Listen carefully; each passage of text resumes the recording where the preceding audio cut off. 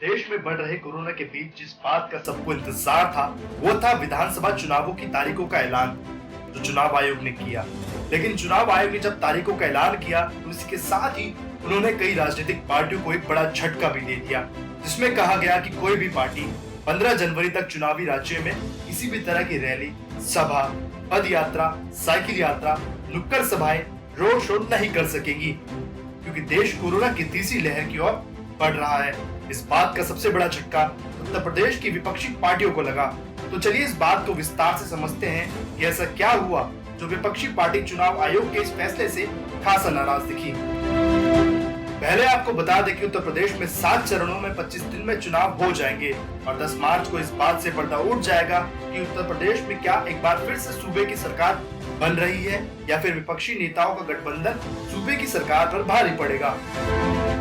खैर ये तो वक्त ही बताएगा कि उत्तर प्रदेश में कौन सी पार्टी अपना झंडा लहराएगी, लेकिन 15 जनवरी तक रैली, सभा, रोड शो का ना होना बीजेपी के अलावा अन्य पार्टियों को खासा नुकसान पहुंचा सकता है, क्योंकि भाजपा ने समय रहते उत्तर प्रदेश के हर एक कोने में अपनी पकड़ बनाना, राज्य के कोने कोने तक अपनी आवाज पहुंचाना शुरू कर दिया था।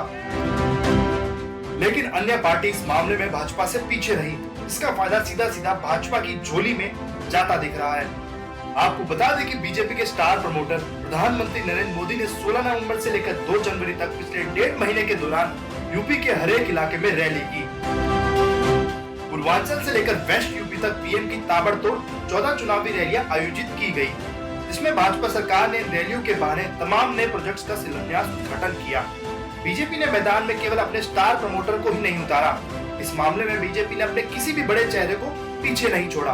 आपको बता दें कि पीएम मोदी के अलावा गृह मंत्री अमित शाह ने 12 रैली, बीजेपी के राष्ट्रीय अध्यक्ष जेपी नड्डा ने 13 रैलियां, वहीं उत्तर प्रदेश के मुख्यमंत्री खुद लगभग हर जिले का दौरा कर चुके हैं।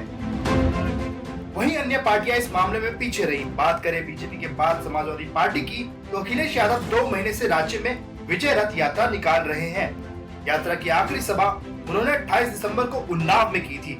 विजय यात्रा के दौरान उन्होंने 25 से ज्यादा सभाएं भी की, राज्य के हर इलाके को तकरीबन कवर किया, लेकिन बड़ी जनसभाएं नहीं कर पाए। हालांकि यूपी में अखिलेश सपा की ओर से अकेले पड़ गए, क्योंकि उनके अलावा राज्य में सपा की ओर से कोई दूसरा बड़ा चेहरा नहीं है, जबकि कांग्रेस पार्टी की तरफ से उत्तर प्रदेश में प्रियंका गांधी जनता का संबोधन कर रही हैं।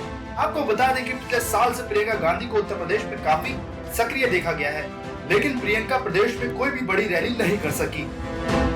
वह लड़की हूँ, लड़ सकती हूँ कैंपेन को ड्राइव कर रही हैं। इसके साथ प्रतिज्ञा यात्रा भी निकाल चुकी हैं, लेकिन कुछ समय पहले उन्होंने अपनी यात्रा को कोरोना के चलते टाल दिया था।